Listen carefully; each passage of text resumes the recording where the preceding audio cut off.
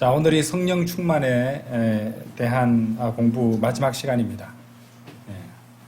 그러니까 이제 성령 충만이라는 주제로 우리가 오늘까지 하면은 이제 7주를 공부한 셈이죠.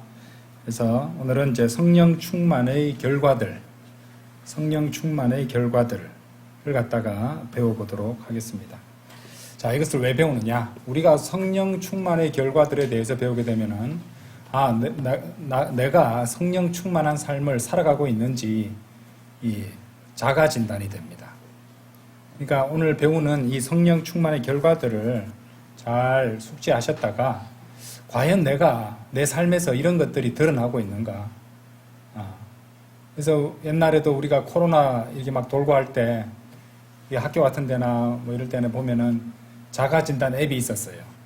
그래서 어떤 병이 걸렸을 때 어떤 징후를 드러내는 그런 것들을 갖다가 하나하나 체크함으로써 이 병에 있는지 문제가 있는지 출근이나 등교가 가능한지 이런 걸 갖다가 확인하지 않았습니까? 마찬가지로 이제 우린 영적으로 자가 진단을 해서 이 성령 충만의 결과들이 나오는지 한번 자가 진단을 할 수 있고, 그렇다면은 이런 자가 진단을 했을 때 그런 결과들이 우리의 삶에서 전혀 나타나고 있지 않다. 그러면은 나는 성령 충만과는 상관없는 삶을 살고 있는 것이구나. 이렇게 스스로를 진단할 수 있고 또 바른 영적인 상태로 살아갈 수 있도록 또 바로 잡을 수 있는 그런 계기를 마련할 수 있다는 것이죠. 그래서 오늘 하나하나 살펴보도록 하겠습니다. 성령 충만의 결과들에 대해서 공부해 보도록 하겠습니다. 첫 번째 결과는요, 사람들에게 증언할 수 있는 권능을 얻게 됩니다. 자, 사도행전 오늘 성경 구절들을 많이 찾겠습니다. 사도행전. 그리고 설교나 성경 공부를 할 때 성경 구절로서 그 근거를 제시하는 것도 성령 충만한 성경 선포자와 목자와 또 사역자가 이렇게 하는 그 특징이라고 볼 수 있습니다. 일단 배우겠는데요. 자, 그래서 항상 우리는 우리 생각대로 원하는 대로 우스갯소리처럼 그렇게 아니면 또 세상 얘기하듯이 그렇게 하는 것이 아니라 성경 기록을 근거로서 제시한다는 것이에요. 어떤 사람들 설교나 들어보시면요, 성경 구절 하나 해놓고 그 다음부터는 자기가 그냥 알아서 자기 마음대로 얘기해버립니다. 그냥 성경 구절하고 상관없이 말이죠. 그러면 안 되죠. 자, 사도행전 1장 8절을 보시면요, 그러나 성령께서 너희에게 임하신 후에는, 성령님 임하시잖아요. 성령께서 너희에게 임하신 후에는 너희가 권능을 받으리라. 자, 성령님께서 임하신 결과가 권능을 받으리라. 자, 그러면은 그 권능을 받게 되면은, 그리하면 너희가 예루살렘에서와 온 유대에서와 사마리아에서와 땅의 맨 끝부분에까지 모두 이르러 나에게 증인들이 되리라. 그래서 그리스도를 증거하는 사람들, 이 사람들은 이제 성령님께서 주시는 권능을 받은 사람들이에요. 사실 이 말씀을 아주 잘 기억해 두셔야 됩니다. 그렇죠? 성령님께서 임하시면 내가 잘나고 내가 말을 갖다가 잘하고 내가 아주 사람들 많이 있는 곳에서 얘기하는 어떤 능력이나 재능이 있기 때문에 잘하는 것이 아닙니다. 예. 그렇죠? 성령님께서 임하신 후에 그 결과가 권능을 받아서 된다는 말씀을 하고 있다는 것이죠. 그처럼 이제 1세기 그 기독교 이 신앙은 역사를 보시면은 이 성령 충만한 주님의 종들이 그렇게 아주 담대하게 제 증인들로서 선포하고 했기 때문에 그렇게 각지로 들불처럼 그 신앙이, 믿음이 번져나갈 수 있었던 것이죠. 그래서 여러 가지 기록을 보면은 그때 이렇게 계속 번져나가서 아시아 지역에까지, 중국에까지, 한국을 넘어 일본에까지 전해졌을 수도 있다. 그런 증거들이 있기도 합니다. 근데 지금은 어떻게 되었나요? 지금은 라오디케아 교회 시대로 차갑지도 않고 뜨겁지도 않은 그런 마지막 날들이 이어지고 있다는 것입니다. 그렇기 때문에 성령 충만해서 복음을 선포하는 그런 선포자들, 이제 구령자들, 참으로 오늘날에는 귀하다 이렇게 말씀드릴 수 있겠습니다. 그러니까 이제 자기가 잘나서 한 것이 아닙니다. 성령님께서 임하신 결과로서 그렇게 됐다는 것을 인정하는 게 좋습니다. 자, 그러면은 복음 선포에 왜 어떻게 하면은 열정을 갖게 되는가? 그 방법이 여기 나오는 것이죠. 그러니까 어떻게 하면은 주저함 없이 망설임 없이 담대하게 복음을 전할 수 있게 되는가? 뭡니까? 여러분 안에 계시는 분이 이끌어 주시기에 그렇게 할 수 있다는 것이에요. 예, 그렇게 알고 그렇게 기도하고 그렇게 믿어야 됩니다. 안 그러면은 육신적인 자신의 모습밖에 안 나와요. 저는 이제 그런 사람들도 많이 봤습니다. 아주 육신적인 사람들, 교만한 사람들. 내가 구원을 나눠준다는 막 그런 느낌으로. 그죠? 예. 그러니까 내가 이렇게 귀한 일을 갖다가 하니까 내가 이렇게 말씀을 잘 전해서 내 구령하는 법을 아니까 이렇게 해서 내가 구원을 나눠주는 것처럼. 마술사 시몬처럼. 그렇게 해가지고, 예. 아주 막 높아져 있습니다. 예.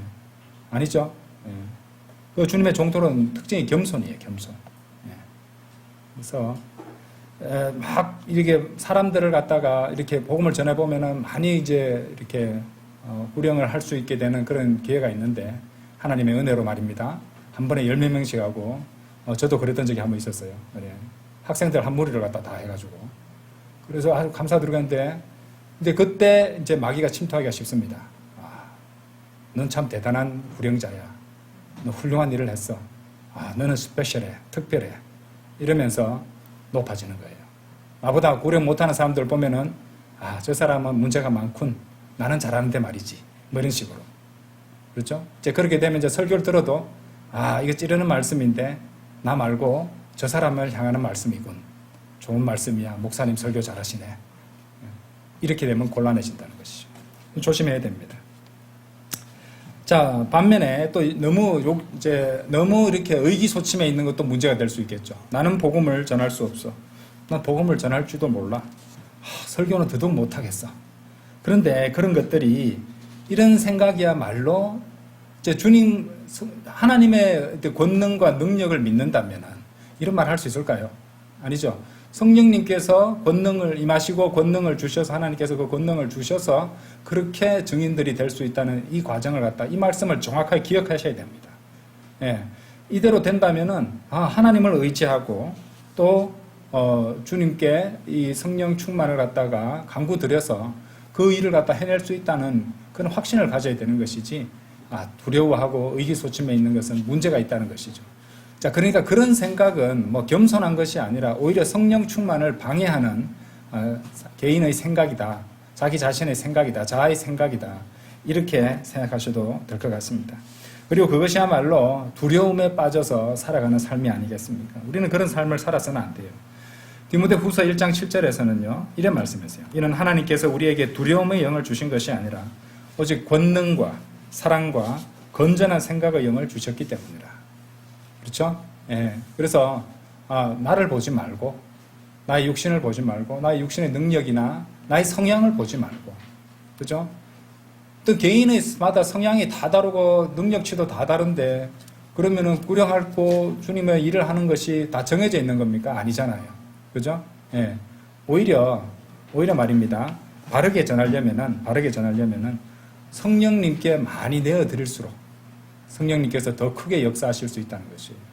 그래서 부족한 사람은 부족한 대로 하나님께서 더욱더 채워주실 수 있다는 말입니다. 오히려 많은 능력을 가진 사람이 자신을 의존할 때는 이 일이 잘 안 되는 것이에요. 그런 것을 생각하셔야 됩니다. 자, 성령 충만한 그리스도는 어떤 사람인가? 비록 구령을 잘 못한다 생각할 수 있어요. 내가 구령을 잘해야 되는데 잘 못하면 실수하면 어떻게 하나 걱정이고 두려운 마음도 있긴 있습니다. 떨리는 마음도 있습니다. 그런데 어쨌든 주님을 믿고 주님께 능력을 구하고 그죠? 오히려 구령에 대한 엄청난 부담을 느끼면서 구령을 하는 성도가 그렇게 성령 충만을 이루는 성도들의 자세입니다. 나는 안 돼 하고 포기하는 것이 아니고요. 그죠? 여러분들 그 성경적으로 봤을 때 용기가 어떤 것인지 아십니까? 용기는 두려운 마음이 전혀 없는 상태가 아니에요. 착각하시면 안 됩니다. 용기는 두려움이 전혀 없는 상태 아닙니다. 용기는 어떤 거냐면요. 두려움이 넘치는데도 불구하고 그럼에도 불구하고 해야 될 일을 하는 것이 용기입니다. 두려움 없는 상태가 아니에요. 자연스러운 겁니다. 그런 상태에서도 우리에게 권능을 주시는 분이 있다는 것, 그분을 의지해서 한 걸음 나아가는 것, 이것이 믿음으로 사는 삶이죠. 다 확실하고 분명하고 실패할 어떤 가능성이 전혀 없고 이런 상태가 되어야 뭘 한다는 것은 용기가 아닙니다. 그렇죠? 자, 두 번째로요. 성령 충만의 결과는요. 말씀을 선포하는 담대함입니다. 담대함. 사도행전 4장 31절 보시겠습니다. 사도행전 4장 31절. 그리고 그들이 기도한 후에 그들이 함께 결집한 그 장소가 흔들렸더라. 그러자 기도를 하니까 그들이 뭐라 됩니까? 성령님으로 충만해졌으며, 그렇죠? 성령 충만의 이렇게 조건 중에 하나가 기도였잖아요. 그죠? 성령 충만을 간절히 구하면서 기도하는 것도 있었죠. 그래서 성령님으로 충만해졌으며 그 충만한 결과 어떻게 되고 있습니까? 담대하게 하나님의 말씀을 전하였더라. 성령님으로 충만하게 돼서 그 다음에 담대하게 하나님의 말씀을 이제 전하게 되는 모습입니다. 그러니까 이제 이것은 어디까지 포함할 수 있냐면요. 그야말로 무모함으로까지 비춰질 수 있는, 무모하다고까지 보일 수 있는 그런 정도의 말씀 선포가 보여주는 담대함이라고도 할 수 있습니다. 자기 앞에 막 물밀듯이 다가오는 수없이 많은 사람들의 얼굴을 똑똑히 바라보면서 거리 설교할 때 말입니다. 복음을 담대하게 전할 수 있는 그런 용기와 담대함. 예. 평소에는 사람들 앞에서 얘기하는 것도 싫어하고 불편해하고 어려워하지만은, 예. 이제 아주 큰 시장이라든지 아주 엄청난 사람들이 오가는 교차로라든지 대로에서 외치고 선포하는 그런 담대함의 원천은 성령 충만이라는 것이죠. 예. 성령 충만이라는 것입니다. 그래서 이제 똑같이 그렇게 할 수 있는 사람도 성령 충만하지 못한 상태에서는 이제까지 늘 했다 할지라도 그걸 못하게 되는 경우도 생기는 거예요. 예, 마찬가지입니다. 그렇죠? 이런 담대함은요, 그뿐만에 거기에만 그치는 것이 아니라 세상 사람들이 아주 비웃고 또 다른 종교 지도자들이 조롱하고 거부하고 반대하는 그런 내용이라 할지라도 말씀을 타협하지 않고 진리를 끝까지 선포하는 그런 태도도 포함합니다. 예, 그것이 바로 하나님의 말씀을 선포하는 담대함이라는 것이죠. 단순히 거리설교뿐만 아니라 평소에 자신이 믿는 바에 대한 표명, 믿음의 표명, 그리고 강단에서 복음을 설교하는 사람이라면은 내가 이런 말을 하게 되면은 다른 사람들이 나를 이상하게 볼 텐데, 이런 말을 하면은 성도들이 싫어할 텐데, 그런 데 이제 개의치 않고 주님께서 말씀을 선포하라는 대로 그대로 가감 없이 선포하는 것. 예, 타협하지 않는 것. 이런 것도 성령 충만의 결과입니다. 그렇게 따지고 보면은 참 눈치도 없고 무모할 정도로 주님을 위해서 담대하게 말씀을 선포하는 그런 성도를 주님께서는 기뻐하시고 축복해 주실 것입니다. 하지만 이제 지혜가 필요할 때도 있어요. 어느 정도까지 이제 이것은 타협을 해서 말을 하지 않는 것이 아니라 아직 그 사람이 그것을 받아들일 단계가 되지 않았기 때문에 잠시 유보하는 그런 지혜도 필요할 때도 있을 것입니다. 어쨌든 주님께서 인도해 주시는 대로 그렇게 내가 주님 이 말까지 하면은 내가 손해를 볼 것 같은데요. 아니, 이 말씀대로 선포하라. 그러면 그대로 다 타협하지 않고 선포하는 그런 담대함을 말하는 것입니다. 그리고 그런 모습을 여러분 각자에게서 여러분이 발견하게 될 때, 난 평소 때 같으면 내 생각이나 내 성향으로 봤을 때 이렇게 못하는 사람인데, 이렇게 하는 것을 보니 성령님께서 나를 내 안에서 아주 가득 채워주시고, 나에게 권능을 주시고 인도해 주셨구나 하고 확신할 수 있게 된다는 것이죠. 그래서 이런 것들을 우리는 이제 결과로 이제 진단을 할 때 활용할 수 있다는 것입니다. 그렇죠? 자, 그래서 우리는 말씀을 선포라는 명령을 다 받고 있습니다. 그러기 위해서는 우리가 반드시 필요한 것이 뭡니까? 말씀을 선포하기 위해서 우리에게 필요한 것은 성령 충만입니다. 성령 충만을 통한 모든 담대함으로 우리를 무장하고 있어야지 그렇게 타협하지 않고 말씀대로 그렇게 선포할 수 있게 된다는 것이죠. 참으로 중요합니다. 자, 사도행전 28장 31절도 한번 보시죠. 사도행전 28장 31절.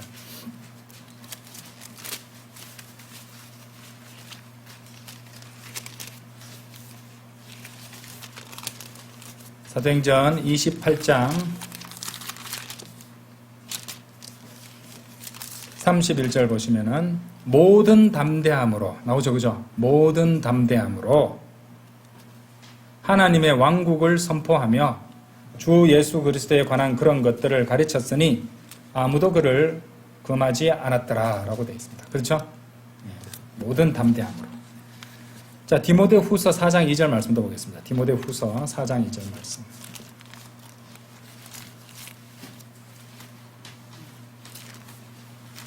디모데 후서 4장 2절 말씀 보시면 말씀을 선포하라. Preach the word. Preaching이다. Preaching. Preach the word. 말씀을 선포하라. 시기에 맞든지 시기에 맞지 아니하든지 자 절박하게 하라 이 말. 절박하게 하라. 모든 오래 참음과 교리로 책망하고 꾸짖으며 권면하라라고 되어 있습니다. 예. 말씀을 선포하면은 참기 힘든 상황들이 벌어질 수 있습니다. 우리를 반대하고 우리를 배반하고 우리를 비난하고 우리를 조롱하고 우리에게 물리적으로 위해를 가하고 손해를 보게 만들고 말씀을 선포하고 그 말씀대로 그 말씀을 증거하고 살아가다 보면은 참아야 되는 일들이 많이 생길 거예요. 그래 미리 가르쳐 주시는 겁니다. 오래 참음. 그리고 오래 참으면은 또 성령의 열매이기도 합니다. 다 연결이 되죠, 그죠? 예, 말씀을 선포하기 위해서도 우리는 담대함으로 무장해야 되고 이런 담대함을 얻기 위해서는 성령 충만을 이루어야 되고 그런 성령 충만을 이루고 그렇게 담대함으로 하다 보면은 어지간한 반대와 박해가 와도 오래 참을 수 있게 되는 거예요. 연결이 되어 있죠. 그러니까 필요한 것들을 다 주십니다. 예? 우리는 각자가 어떤 것이 생긴다고 생겨도 항상 뭔가 빠지고 그래 되잖아요. 부족해지고 실수하는 것이 생기지만은 성령님께서는 필요한 것들을 다 주십니다. 문제는 필요한 것을 다 채워주셨는데 그거를 모르는 거예요, 본인이. 본인은 부족하다고 생각하는 거예요. 그것도 믿음 없음이고 잘못한 것이죠. 자, 성령 충만의 결과들 세 번째는요, 승리에 대한 확신입니다. 승리에 대한 확신. 요한일서 4장 가보십시오. 요한일서 4장 4절. 어린 자녀들아 너희는 하나님께 속하고 그들을 이겼느니라. 이는 너희 안에 계신 분께서 세상 안에 있는 자보다 더 위대하시기 때문이라. 그죠? 그래서 너희는 하나님께 속하고 그들을 이겼느니라 라고 했습니다. 그죠? 예. 이미 이겨버렸다 이 말이야. have overcome이라고 되어 있습니다. 그죠? 현재 완료 시제가 나오네요. 그래서 이 구절 역시 우리는 잘 기억하고 있어야 돼요. 잘 기억하고 있어야 됩니다. 귀한 말씀이죠. 우리가 성령으로 충만할 때, 그죠? 예, 우리의 마음은 패배에 대한 두려움이나 걱정이 아니라 승리에 대한 확신으로 차오르게 됩니다. 그렇죠? 왜냐하면은 애들도 우리 아빠한테 다 알려준다. 우리 아빠 힘 세다.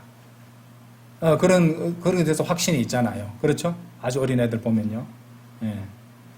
그럼 마찬가지로 너희는 하나님께 속하고 그들을 이겼느니라. 이런 너희 안에 계신 분께서 세상 안에 있는 자보다 더 위대하시기 때문이라. 이렇게 말씀하셨잖아요. 그죠?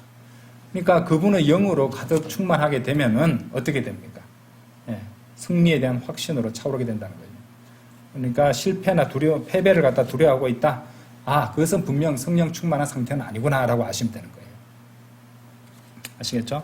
하나님을 의심하거나 또 죄와 또 죄의 시련, 영적 대적들에 대한 이 패배의 삶을 살아서는 안 됩니다. 우리는 승리에 대한 확신 가운데 살아가야 돼요. 예. 지금은 여러 가지 고난들이 있어도 우리는 반드시 승리한다는 것을 확신하고 살아가야 된다는 것입니다. 이것으로도 우리를 무장할 수 있는 것이에요.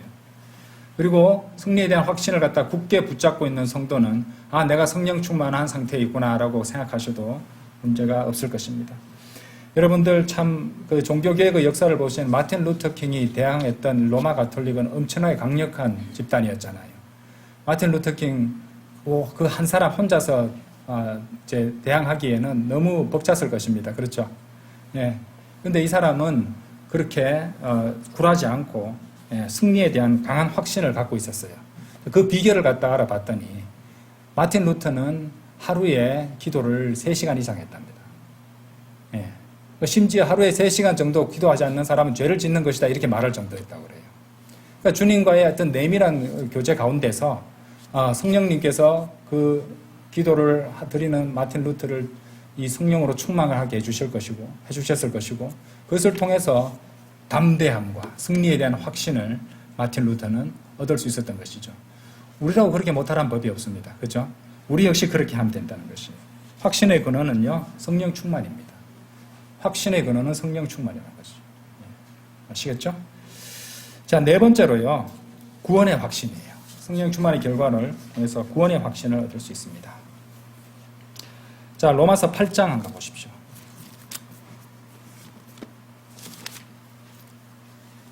로마서 8장 14절에서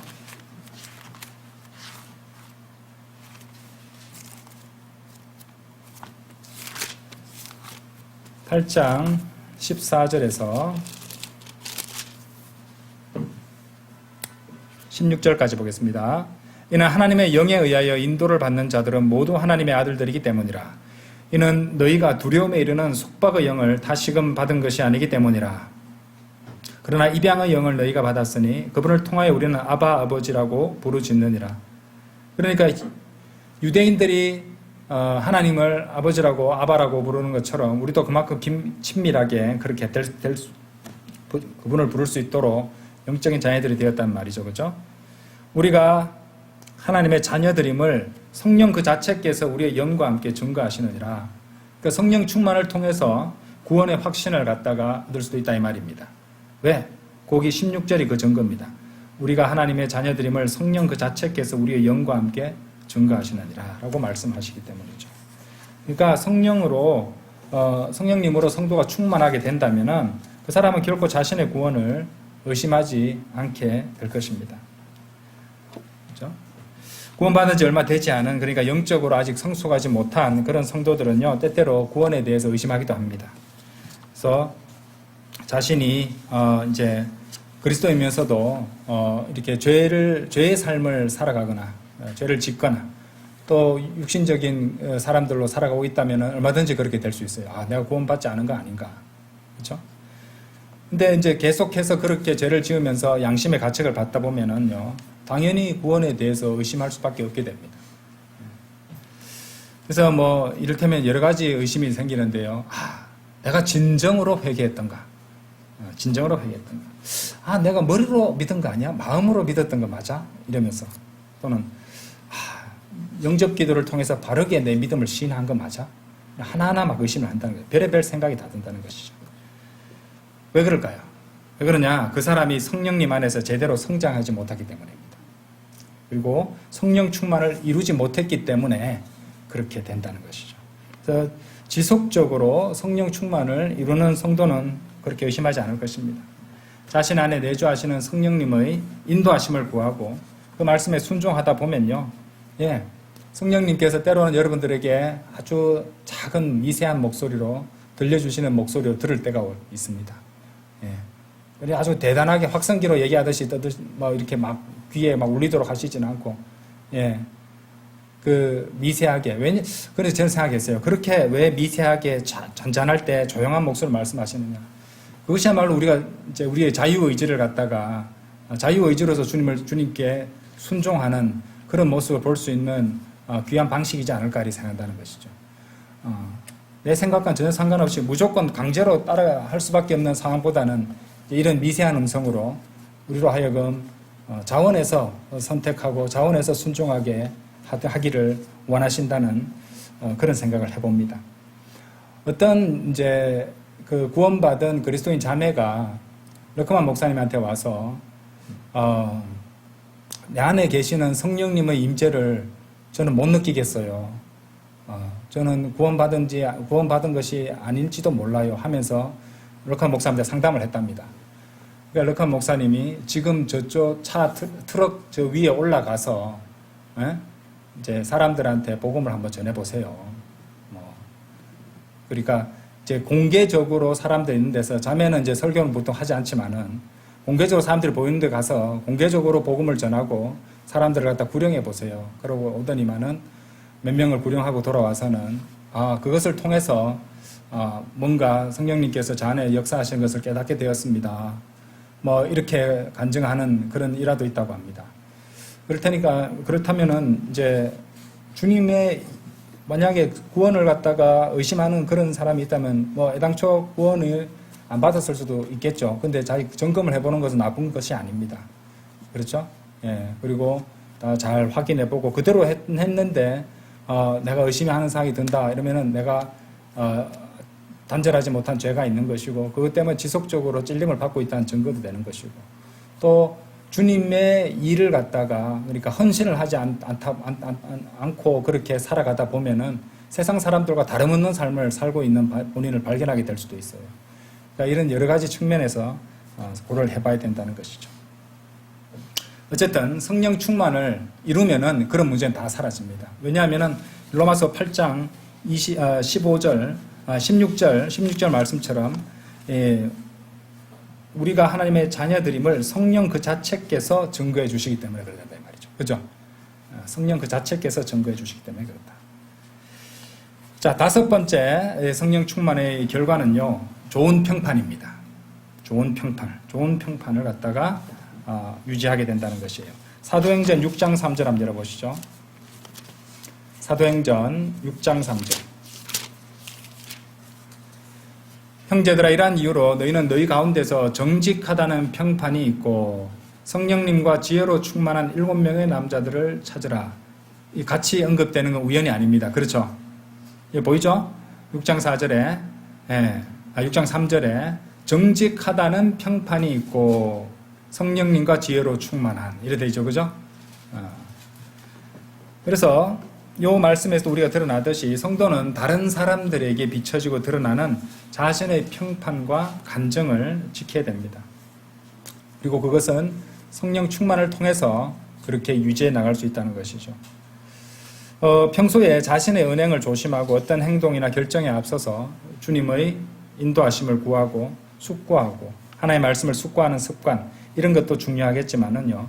여러분이 만일 성령 충만으로 이제 지속적으로 성령 충만을 이루고 살아간다면은 그러니까 그렇게 성령 충만을 이룬다면요.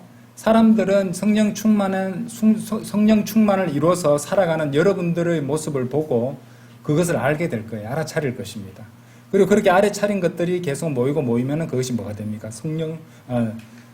좋은 평판이 된다는 것이죠. 예. 그렇죠? 그래서 당연히 좋은 평판을 보이는 방법은 당연히 성령 충만을 이루는 것입니다. 그죠? 사도행전 6장 3절 표현 다시 볼게요. 정직하다는 평판입니다. 평판 영어로 report라고 되어 있죠. report. 그죠? 우리 보통 레포트 하는 게 리포트 있잖아요. report가 평판입니다. 성령님과 지혜로 충만한 남자들에게 이제 성도들을 섬기는 임무를 지정한다는 내용이에요. 자, 그 집사의 직분을 위한 조건이 되는 것인데 디모데 전서 3장에도 그 집사의 조건 또 감독의 조건에 해당 이제 그 공통적으로 해당하는 저 평판이 또 나오고 있습니다. 감독에게도 해당하는 그 공통된 평판인데 디모데 한번 볼까요? 디모데전서 3장이에요. 디모데전서 3장 8절에서 10절까지 보겠습니다. 디모데전서 3장 8절에서 10절까지 이와 같이 집사들도 진중하고 한 입으로 두말하지 않으며 정직한 거잖아요. 그렇죠? 이 참 솔직하고 정직한 것이 굉장히 중요합니다. 하나님 앞에.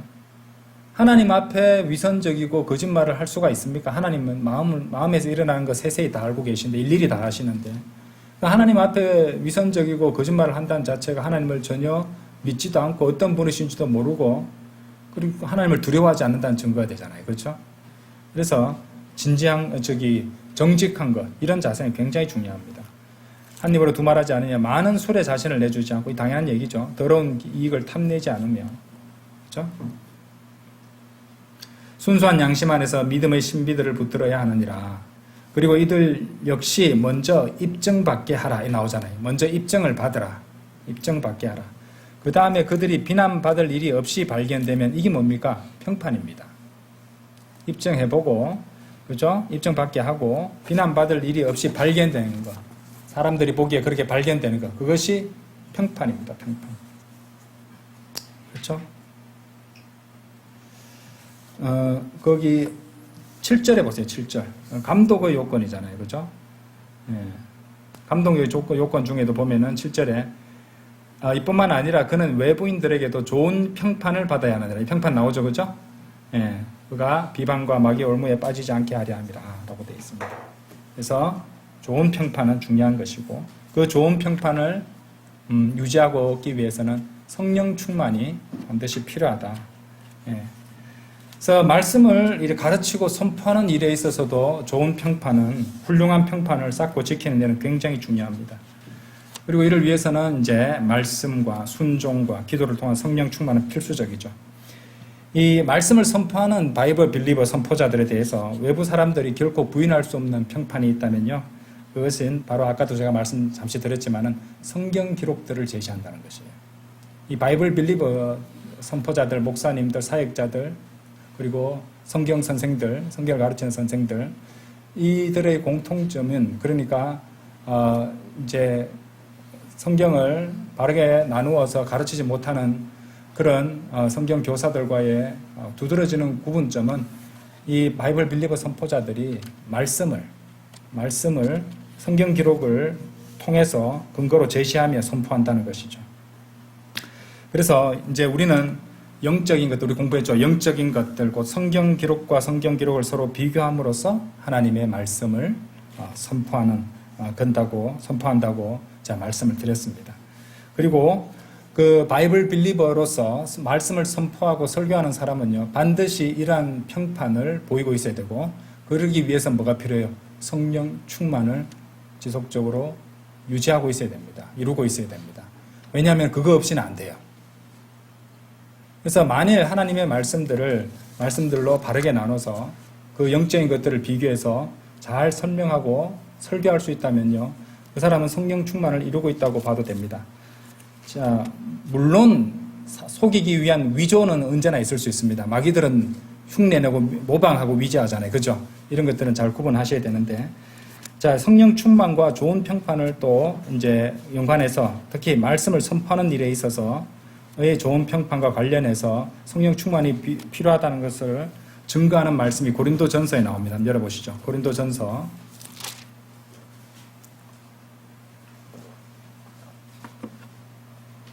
2장이에요. 2장.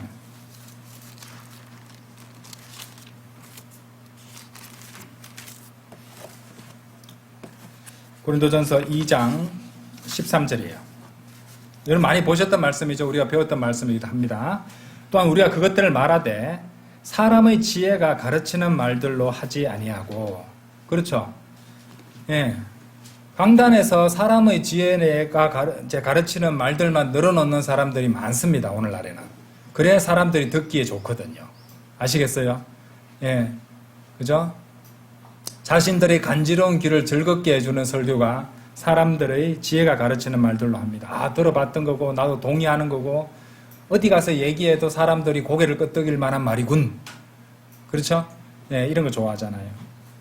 그런데 그런 말들로 하지 아니하고, 사람의 지혜가 가르치는 말들로 하지 아니하고 오직 뭐라고 되어 있습니까? 성령님께서 가르치시는 말씀들로 하나니. 이게 답이 나오죠. 성령님께서 가르치시는 말들로 하려면 성령 충만이 되어야 되잖아요. 성령 충만이 되어 있어야 성령님께서 가르치시는 말씀들로 하죠. 알겠습니까? 예.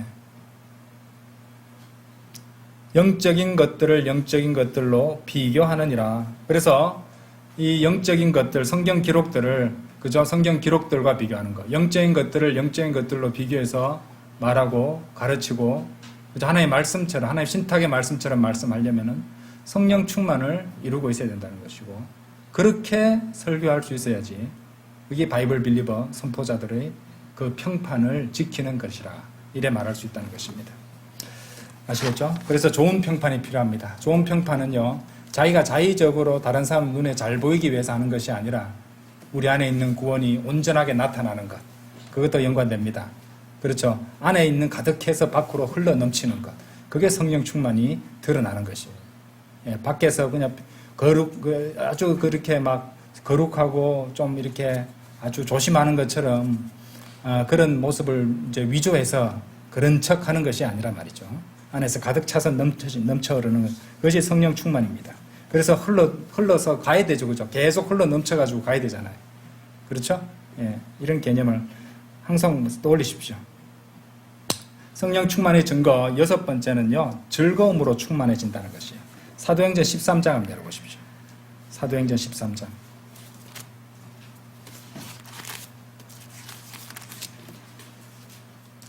사도행전 13장. 사도행전 13장 52절이에요. 사도행전 13장 52절. 성경 구절에서 함께 한 문장 안에서 함께 같이 언급되는 건 우연이 아닙니다. 이런 것 통해서 이제 진리를 가르쳐 주시는 부분들이 있거든요. 그러자 제자들이 뭐라고 되어 있습니까? 즐거움으로 그리고 성령님으로 충만해졌더라라고 되어 있습니다. 그렇죠? 예. 즐거움에 해당하는 영어 단어가 뭔가요? joy입니다. joy. 그죠? joy. 이제 어떤 설교자는요, joy라는 제 영어 스펠링을 가지고, 그죠? 진정한 그리스도인이 얻을 수 있는 기쁨은 joy인데, 이 joy는 제일 먼저 누구를 제일 위에 높여드려야 되냐면 Jesus, 그 J입니다. O는 뭐예요? Others, 다른 사람들. 그리고 마지막에 You입니다. 나가 제일 뒤라는 것이에요. 그래서 성도의 사랑과 연결이 되죠, 그죠? 그죠? 예. 그래서 그것이 참된 기쁨이다. 근데 세상 사람들은 기쁨을 어디서 찾나요? 나부터, 나 먼저, 나만 이런 겁니다. 이런 것만 충족시켜야 기쁘다고 말하는 거죠. 그러니까 서로 다른 종류의 즐거움이 있다는 것이에요. 그냥 상식적으로 봐도 우리는 알 수 있습니다. 제자들이 성령님으로 충만해졌다는 말씀 앞에 뭐가 먼저 언급이 됐나요? 예. 조이가 먼저 언급되어 있죠. 그죠? 예. 조이가 먼저 언급되어 있습니다. 여기 영어로도 보셔도요.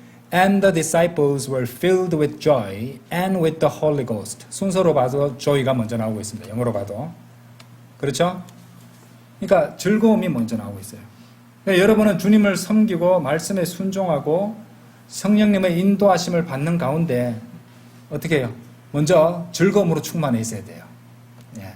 자, 생각을 바로 고치세요. 즐겁지 않다면 생각이 잘못된 거예요. 생각을 바로 잡아서 변화를 받아야 됩니다.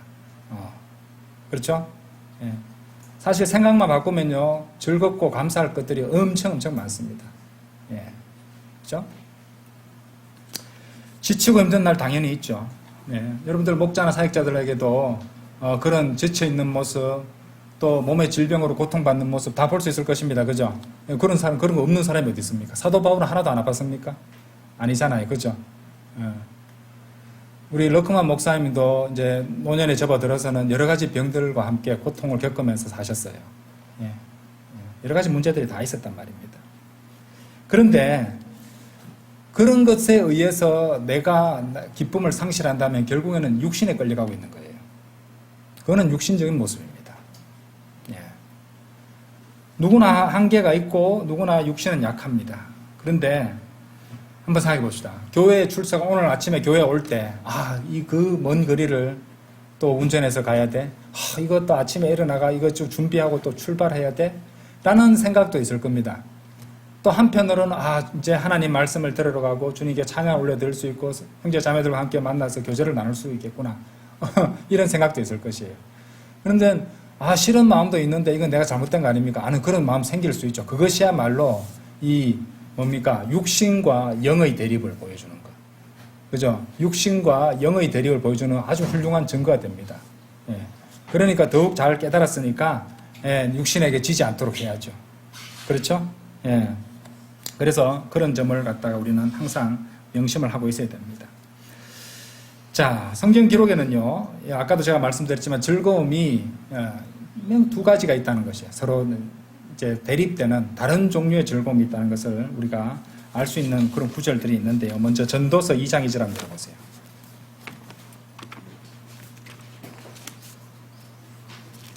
전도서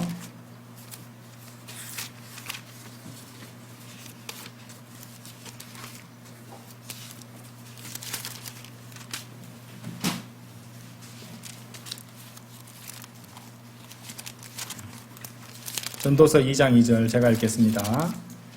내가 웃음에 관하여 말하기를 그것은 미친 것이라 하였도다. 그리고 즐거운 소리에 관하여 말하기를 그것이 무엇을 하느냐 하였도다. 그렇죠? 예. 그래서 우리가 보통 즐거움 하면 웃음이고 즐거움고 뭐 이런 거잖아요. 그죠? 그런데 분명 여기는 뭔가 우리가 좀 전에 봤던 사도행전 13장 52절에 봤던 그런 즐거움으로 충만해지는 것과 서로 반대를 얘기하고 있는 말씀 같잖아요. 그죠? 그럼 성경이 모순이냐? 아닙니다. 이 말이 증명하는 바는 다른 두 가지 서로 다른 대조되는 종류의 즐거움이 있다는 것입니다. 그죠? 이제 이 전도서 2장 2절에서 말씀하시는 것은 해 아래에서 일어난 일들이죠. 세속적이고 일시적인 쾌락입니다. 예. 세상의 즐거움 특징 뭔지 아세요? 지속적이지 않아요. 안 그래요? 이것을 이렇게 맛나는 음식을 비싼 집에 가가지고 맛있게 먹으면은 정말 즐거울 거야. 먹고 나면니까 좀 지나니까 휙 가버립니다. 배탈까지 나면 후회까지 되죠. 맛나게 먹었는데 너무 많이 먹어 소화불량 겪고 이러면 지속되던가요? 지속 안 됩니다. 어떤 물건을 가지게 되면 정말 행복하고 즐거울 거야. 사는 순간 사라집니다. 사기 전까지가 제일 행복했어요. 안 그래요? 여행도 안 그래요? 해외여행 같은 것들도 가기 전날에 또 처음에 출발하면서 비행기 올라탈 때 제일 즐겁죠. 그죠? 예. 가서 좀 지나면은 집에 가고 싶습니다. 예. 그죠? 그래서 어떤 현명한 사람은 그런 말 했잖아요. 집으로 돌아오기 위해 여행을 떠난다고. 예. 그죠? 예. 왜? 지속적이지 않습니다. 그런 즐거움은. 자, 근데 반면에 이 사도행전 13장 52절의 즐거움은요, 성령 충만과 연결되어 있는 영적인 기쁨이고 즐거움입니다. 그래서 우리는 이런 즐거움으로 충만하고 있어야 된다는 것이죠. 그럼 이런 즐거움이 지속되지 않다고 생각하는 이유가 뭔지 아십니까? 육신을 바라보기 때문에 그래요. 육신은 일시적이거든요. 지속적으로 가지 않아요.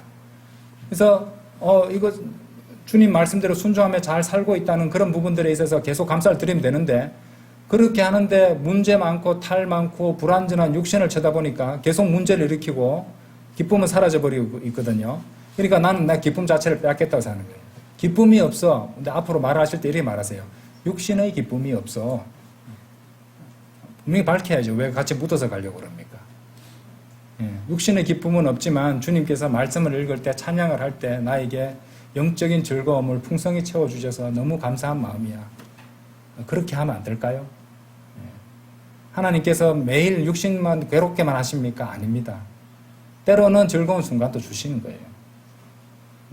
근데 너무 빠지지 말라고 적정하게, 그죠? 예, 적절하게 해주십니다. 예, 필요한 만큼. 우리 한계를 잘 아시거든요. 부러질 정도로 몰아가시지는 않습니다.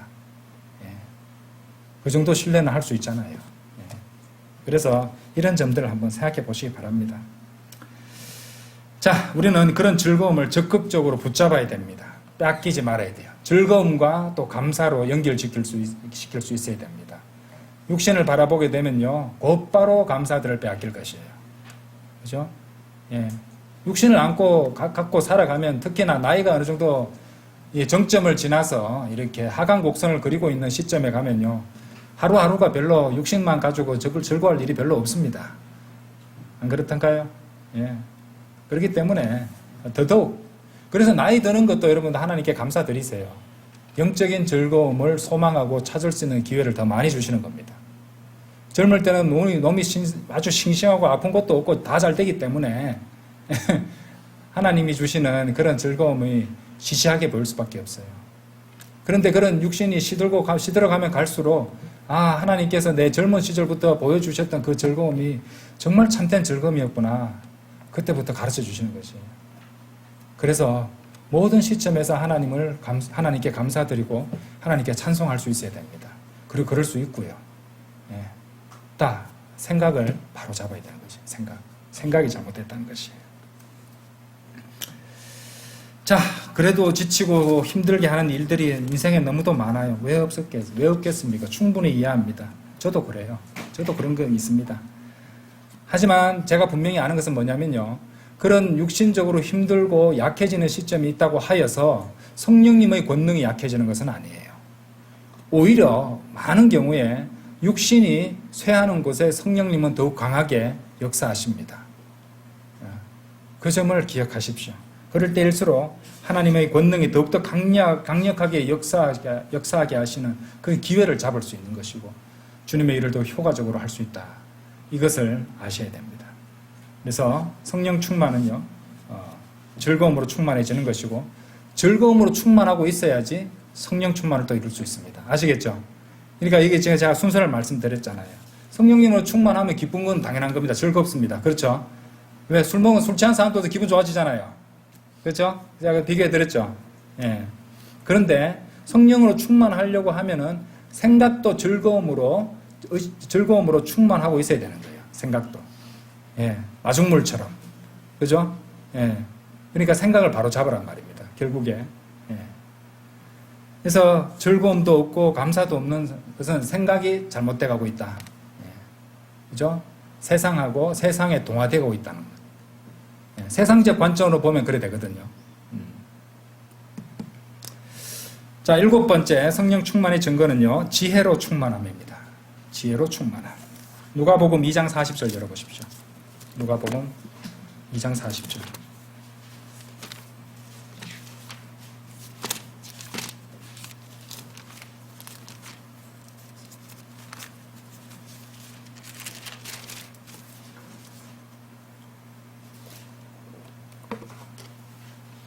그러자 그 아이가 자랐으며 영 안에서 강건해졌고 지혜로 충만하게 되었더라. 또한 하나님의 은혜가 그분 위에 있었더라. 아이가 자랐고 영 안에서 강건해졌고 영 안에서 강건해졌습니다. 그죠?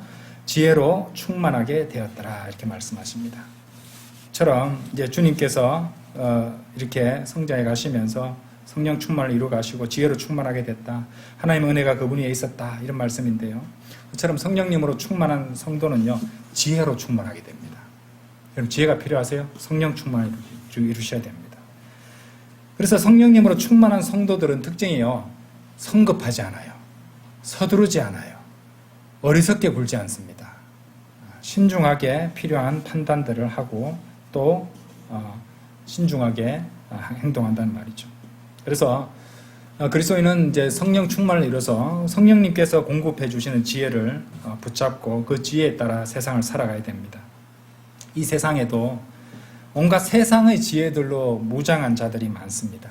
세상의 지혜들로 무장한 자들이, 어리석은 죄인들이 이 세상에 많죠. 아무리 그 사람들이 세상의 지혜들로 엄청난 지혜를 갖고 엄청난 이익을 보는 그런 위치에 있는 사람이라 할지라도 하나님 보시기에는 그 사람도 어리석은 것이에요. 자, 그것을 갖다가 성경은 뭐라고 또 부르냐면요, 땅에 속하는 지혜라고 말씀하세요. 땅에 속하는 지혜. 예. 성령 충만으로 성령님께서 공급해 주시는 지혜와, 아까 즐거움도 두 가지 종류가 있었잖아요. 그죠? 지혜도 마찬가지예요. 지혜도 두 가지 종류가 있다는 겁니다. 그러니까 헷갈리면 안 돼요. 아시겠죠? 하나님께서 내한테 지혜를 주셔서 이거 사는데 이렇게 했어 라고 하는데 세상적 지혜일 수도 있습니다. 예, 잘 판단해 보시는 것이고, 물론 하나님께서는 모든 것을 사용하실 수 있습니다. 또 중요한 순간에 어떤 생각을 넣어 주실 수도 있습니다. 그런데 그것을 통해서 그런 종류의 지혜들을 선호하는 태도가 생긴다면 이건 문제가 될 수 있잖아요. 그렇죠? 예, 그래서 제가 말씀을 드리는 겁니다. 야고보서 3장 한번 열어보시죠. 야고보서 3장. 야고보서 3장.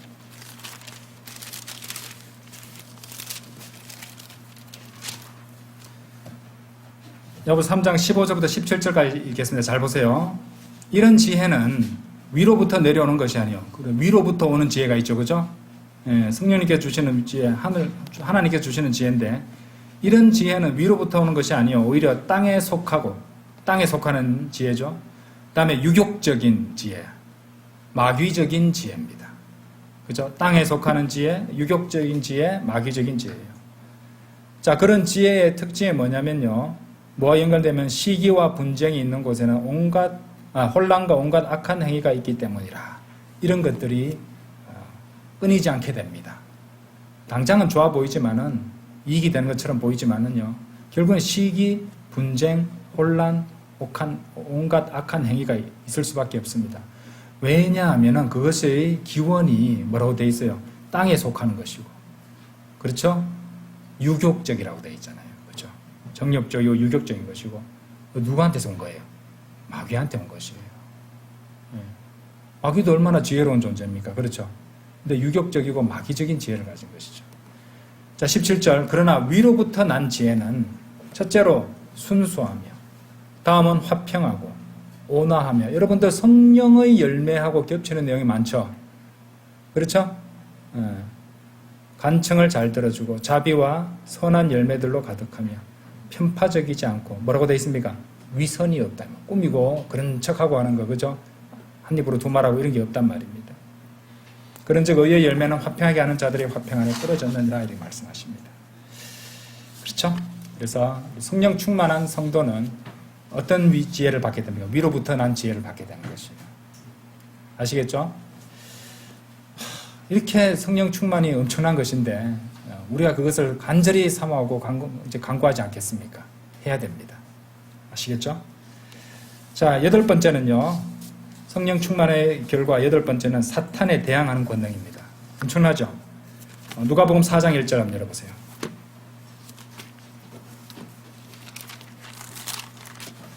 누가복음 4장 1절. 처음부터 잘 보셔야 돼요. 4장 1절. 이후에 예수님께서 성령님으로 충만하시어. 나오죠? 예수님은 하나님의 아들이시잖아요. 독생자시잖아요. 육신을 입고 오신 하나님이시잖아요. 그러면 당연히 성령님으로 충만하다고 우리가 생각하지 않겠습니까? 그죠? 근데 굳이 성령님께서는 성령님으로 충만하시어 요르단에서 되돌아오셨고, 성령에 의하여 이끌림을 받아 광야로 들어가시어 성령님의 충만함과 성령님의 이끌림을 받는 내용을 굳이 다 써놨습니다.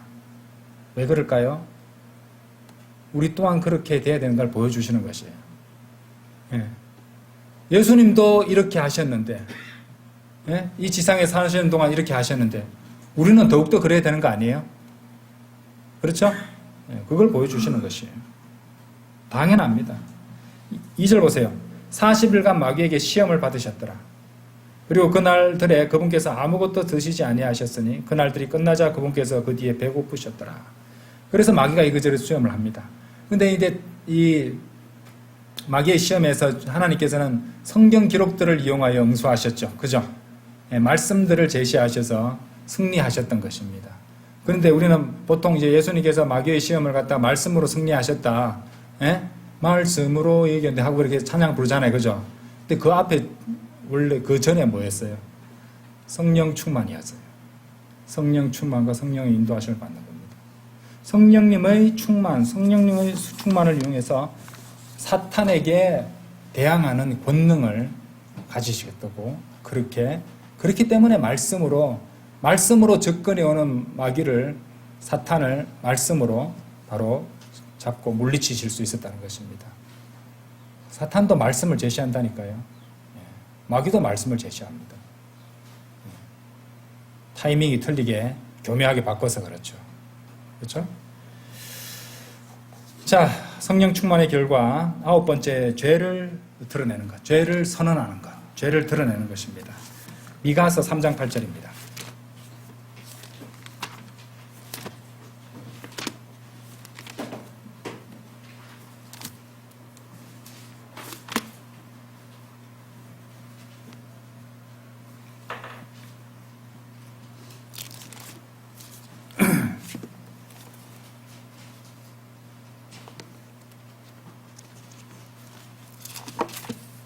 자, 제가 읽을게요. 그러나 참으로 나는 주의 영을 통하여 권능과 공의의 막강함으로 충만하나. 주의 영을 통하여 권능과 공의의 막강함으로 충만하나. 자, 주의 영이 나오고 충만이 나오죠. 하나니 야곱에게 그의 불법을, 이스라엘에게 그의 죄를 선언하려 함이라. 그러니까 성령으로 충만한 이유가 불법과 죄를 선언하는 것이라고 말되어 있죠. 그죠? 그래서 죄를 드러내는, 성령 충만한 증거는 죄를 드러내고 죄를 눈 감아주지 않는다는 것입니다. 그래서 성령 충만한 설교자들의 특징은 뭐냐면요, 죄에 대해서 숨김없이 가감없이 말씀을 선포하고 명백하게 드러내는 강력한 설교를 하게 됩니다. 그래서 어느 정도냐면요. 사람들이 평소 생각에 죄라고 생각하지 않은 그런 죄들이 있거든요. 그런 죄들도 낱낱이 다 드러내고, 특히 이제 거짓 교리를 갖다가 강력하게 부정하고 논박하고 때립니다. 그리고 그런 것들을 가리켜서 이제 이런 것들을 모르는 사람들은 사람이 예의가 없고, 그죠? 부정적이고, 비판적이고, 사랑이 없다고 공격하게 될 겁니다.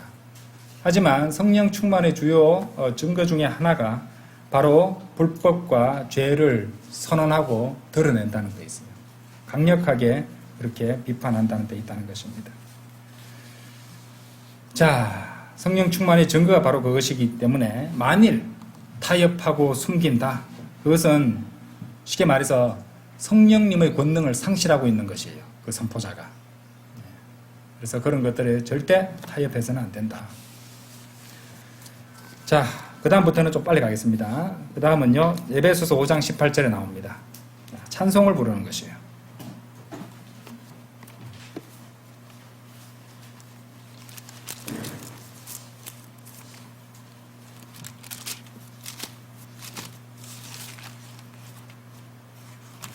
에베소서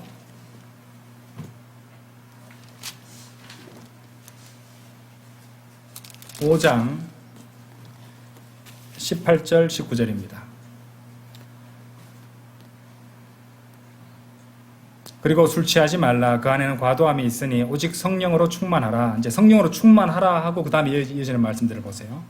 시들과 찬송가들과 영적인 노래들로 너희 자신들에게 말하고 주께 너희 마음으로 노래하며 선율을 만들라 라고 되어 있습니다. 이미 공부한 내용이었죠. 술에 취한 죄인들 축쟁이 어디 갑니까? 그 다음에 노래방 갑니다. 노래 부르러. 그죠? 예, 거리에서 시끄럽게 노래방 갈 때는 우선 거리에서 막 시끄럽게 노래 부릅니다. 그죠? 예, 아 이게 우정이 난 니 정말 좋다 이러면서 그죠? 예, 그걸 길바닥에 누워서도 부릅니다. 예, 그렇죠? 수치심이 없죠?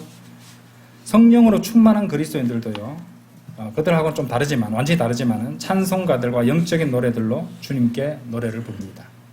그렇죠? 그래서 회중 찬송을 할 때 모두가 소리 높여서 주님께 기쁜 마음으로 찬양을 하고 있을 때 입을 꾹 닫고 있다. 이 사람은 분명 성령 충만을 이루고 있지 않은 겁니다. 그렇게 생각하시면 되는 것입니다.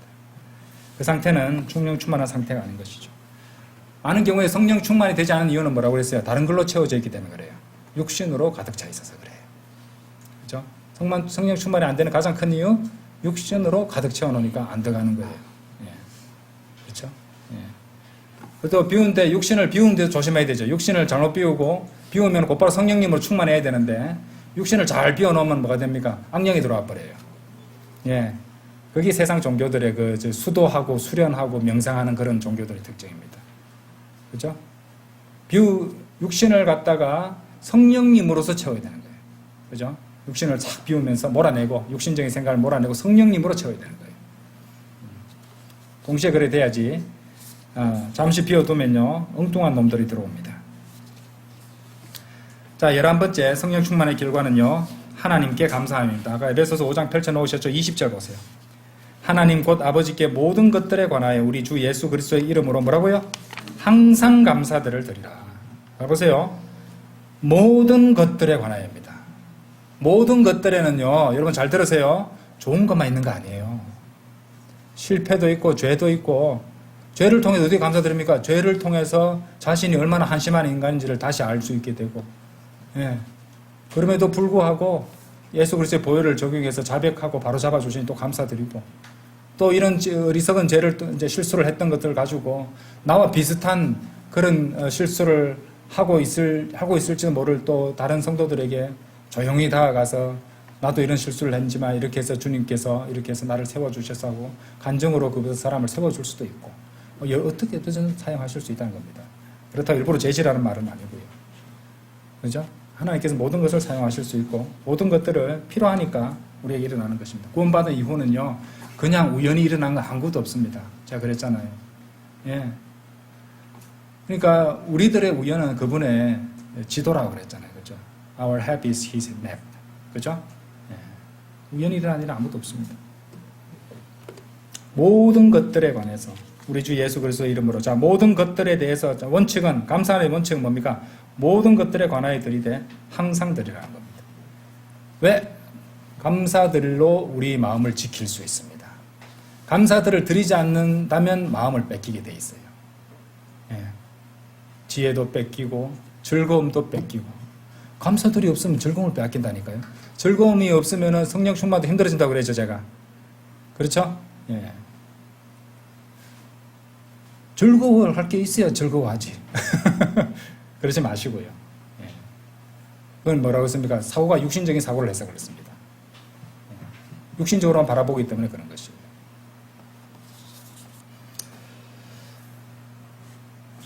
자, 그래서 이런 점을 우리는 잘 알아야 됩니다. 당연한 말씀이죠. 지속적인 성령 충만을 이루고 우리의 감사들을 빼앗기지 않기 위해서, 자, 어디에 집중해야 됩니까?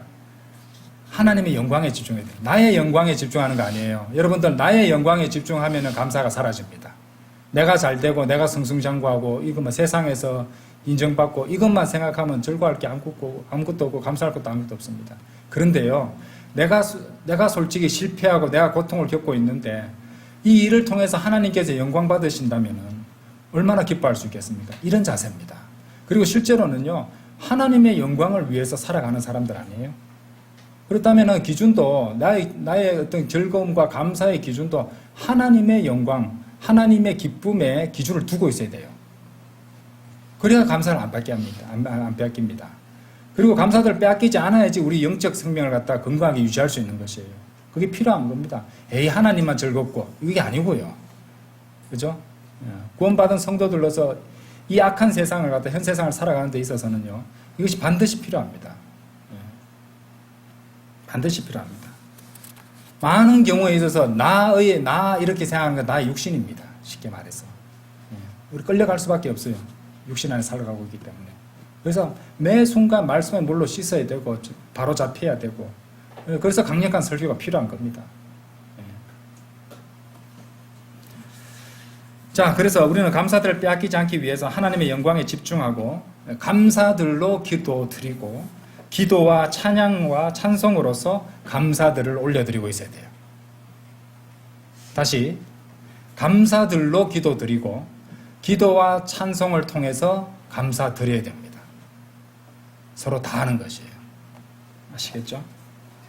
왜 감사를 드리면 이제 문제가 되는가? 드리지 않으면 안 되는가? 감사를 드리지 않으면 어떤 문제가 생기는가? 성경에 나와 있습니다.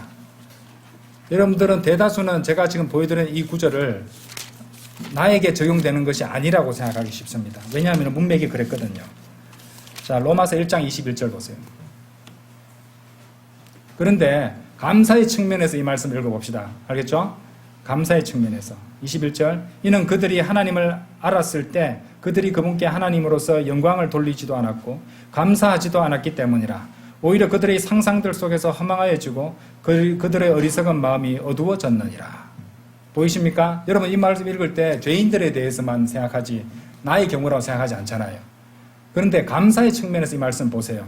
하나님께 감사들을 드리지 않으면 어떤 일이 벌어집니까? 상상들 속에서 허망해지고 어리석은 마음이 어두워집니다. 지혜를 받지 못해요.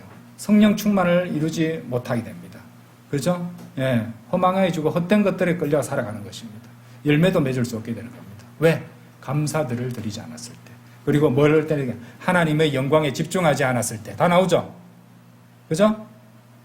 로마서 1장 21절은요, 그리스도인들을 위한 말씀도 돼요. 하나님의 영광과 감사들에 집중하지 않으면 이렇게 된다는 것이에요. 모두에게 적용되는 말씀입니다. 자, 감사들을 드리지 않으면요, 네, 마음속에 빛은 꺼져버리고 그 사람은 완전히 암흑 속을 헤매는 것처럼 살아갈 수밖에 없습니다. 그리고 실족하에 넘어질 수밖에 없다는 것이죠. 그리고 이것은 정확히 성령 충만함의 반대가 되는 상황이에요. 성령 충만함을 이루게 되면요, 감사들로 넘치게 됩니다. 네.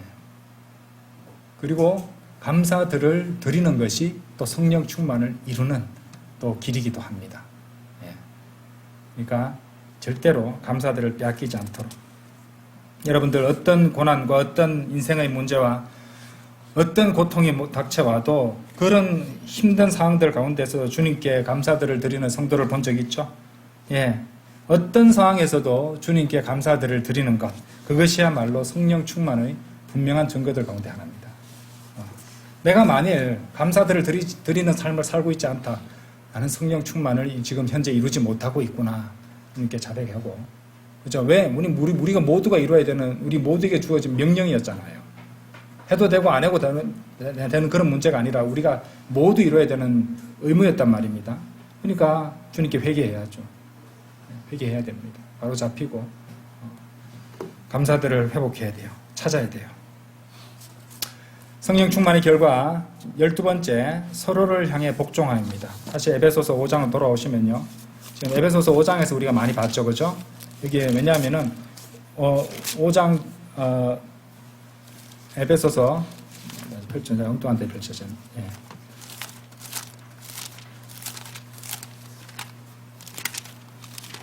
에베소서 5장 18절에서 성령으로 충만하라라고 그 다음에 명령들이 나왔잖아요. 그죠? 그래서 성령 충만과 연관된 말씀들이에요. 21절을 보면요. 하나님을 두려워함 가운데 서로를 향해 스스로 복종하라. 그죠? 하나님을 두려워함 가운데 서로를 향해 스스로 복종하라고 되어 있습니다. 성령 충만의 증거는요. 자기 자신에 대한 순종이 아닙니다. 자기 자신에 대한 복종이 아니라 뭐라고 되어 있습니까? 서로를 향한 순종이고 서로를 향한 복종입니다. 자기 자신을 향한 순종과 복종이 뭔지 아세요? 육신적인 삶이에요.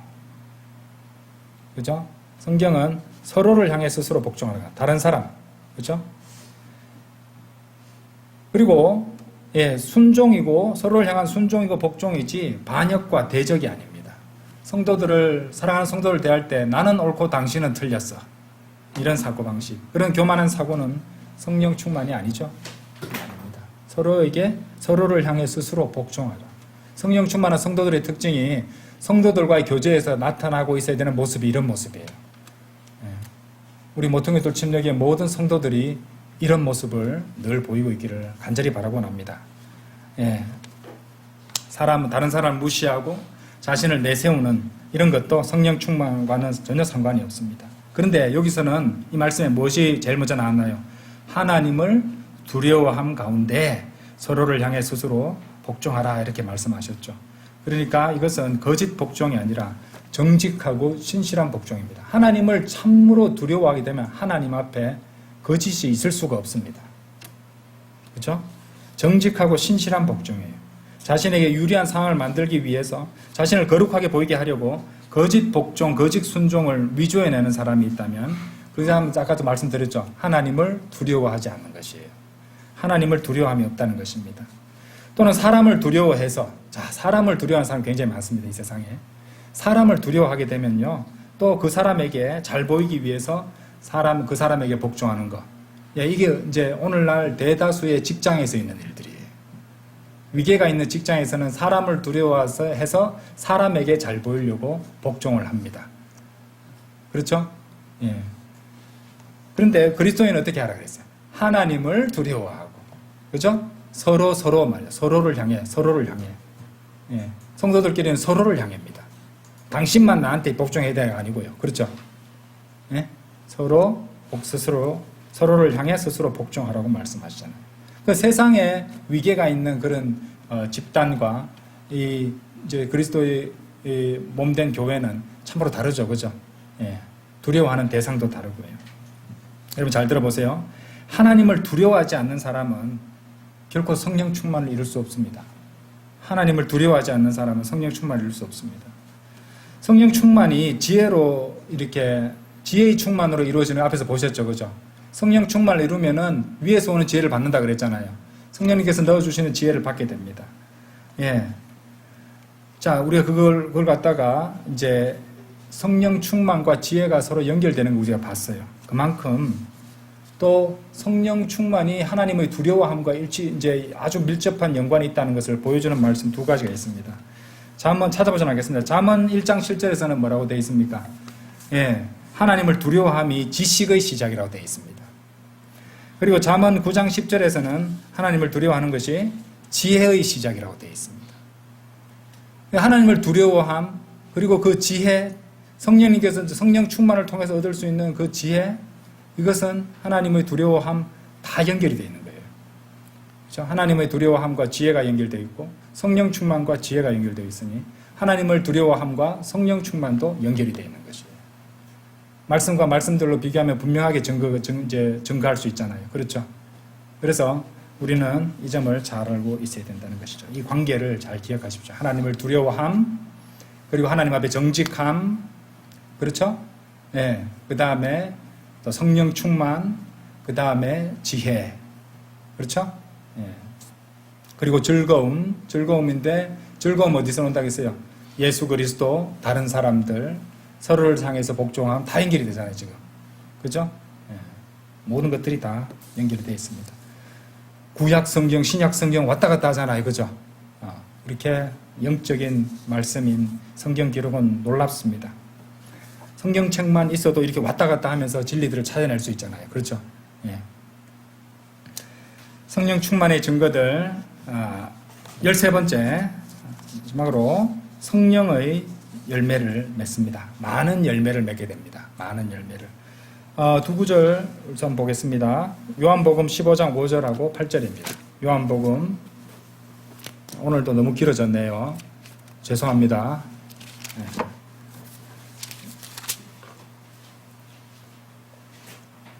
자가진단 하는데 항목 한 가지도 빼먹으면 안 되잖아요.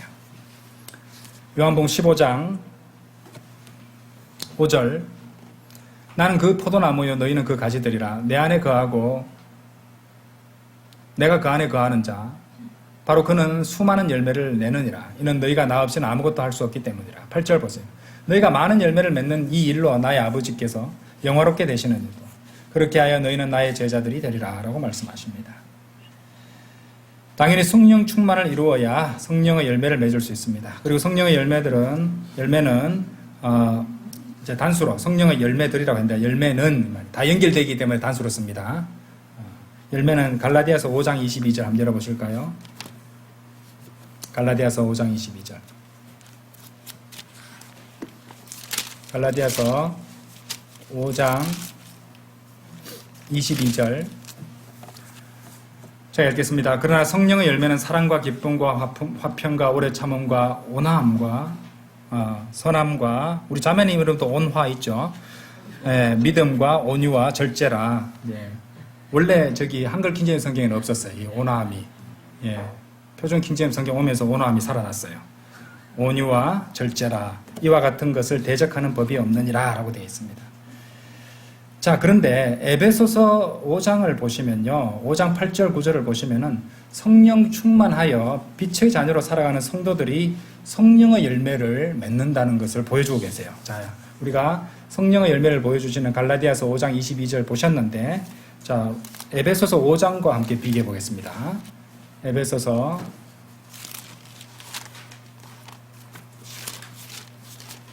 5장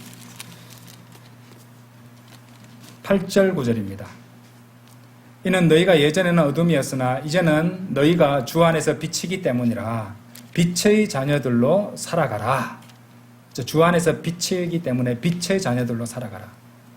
그 다음에 9절에서 뭐를 말씀입니까? 성령의 열매가 나오죠. 모든 선함과 의와 진리 안에 있기 때문이라 이렇게 말씀하십니다. 그렇죠? 그래서 성령 충만한 빛의 자녀들로 우리는 살아가야 되고, 그렇게 살아갈 때 우리는 성령의 열매를 맺는다는 것을 알 수 있습니다. 그렇죠? 10절에 보세요. 그래서 주께서 기꺼이 받으실 만한 것이 무엇인지 입증하라 라고 되어 있죠. 그죠? 에베소서 5장 10절. 그리고 주께서 기꺼이 받으실 만한 뜻을 지속적으로 입증하여 완전하신 뜻에 이르러야 된다는 것을 보여줍니다. 이 말씀 어디로 연결되겠습니까? 우리가 배웠던 말씀 로마서 12장 말씀으로 연결되겠죠. 주님의 뜻을 입증하는 삶. 우리가 이전에 하나님의 뜻 제가 다 배웠죠. 거기서 다 배웠기 때문에 길게는 설명하지 않겠습니다. 로마서 12장 1절 2절까지 보겠습니다. 그러므로 형제들아 내가 하나님의 자비들로 인하여 너희에게 간청하노니 너희는 너희의 몸을 거룩하고 하나님께서 기꺼이 받으실 만한 살아있는 희생제물로 드리라. 이것이 너희의 합당한 섬김이라. 우리 몸을 드리고 또 주님께 드리는 왕가의 제사장단으로서, 거룩한 제사장으로서 이 죄인들의 혼을 주님께로 인도하는 것. 이것도 우리가 드리는 제물이라고 오늘 아침에 공부했었죠. 예, 2절. 그런 즉 어떻게 하라고요? 이 세상에 동화되지 말고, 왜냐하면 가만히 있으면 동화되게 되어 있습니다. 육신이 아직 구속받지 않았기 때문에. 오히려 너희는 너희 생각을 새롭게 함으로써, 생각이 젖어들거든요. 생각을 고치라고 그랬죠. 아까 제가 말씀 많이 드렸습니다. 변화를 받아야 됩니다. 생각을 바꿔야 돼요. 그래서 감사들을 빼앗기지 않도록 해야 됩니다. 주님의 영광에 집중해야 됩니다. 너희로 하여금 하나님의 선하신 뜻과 기꺼이 받으실 만한 뜻과 완전하신 뜻이 뭐라고요? 무엇인지 입증하게 하려 함이라고 되어 있습니다. 입증하게 하려 합니다. 그렇죠? 예. 우리가 구원받은 것은 우리의 정당함을 입증받은 거잖아요. 그런 성도들로서 우리 또한 하나님의 뜻을 입증하는 삶을 살아야죠. 구원받았기 때문에. 우리는 정당함을 입증받았기 때문에. 그래서 우리는 주님의 뜻을 입증하는 삶을 살아야 됩니다. 당연한 것입니다. 성령의 열매를 맺기 위해서는 세상에 동화되지 마십시오. 생각을 새롭게 하십시오. 이 생각의 영역에서부터 시작되는 영적 전쟁에서 패배하지 마십시오. 성령 충만을 지속적으로 이루어야 됩니다. 그래서 하나님의 뜻을 입증하는 삶을 살아가야겠습니다. 우리가 7주 동안 성령 충만에 대해서 많은 것을 공부하셨습니다. 마지막에 배우셨던 이 성령 충만의 이 결과들을 통해서 지속적으로 자신을 돌아보고 자가 진단을 해서 자신의 영적인 상태를 갖다가 솔직하게 하나님께 고해드리고, 또 잘못되거나 또 안 좋은 상황으로 떨어지고 있다면은 빨리 주님께 자백하고 바로 잡혀야 될 것입니다. 그것이 우리가 주님 오실 때 이 그리스도 심판석에서 주님 앞에서 부끄럽지 않을 방법이 될 것입니다. 자, 다 같이 기도드리겠습니다.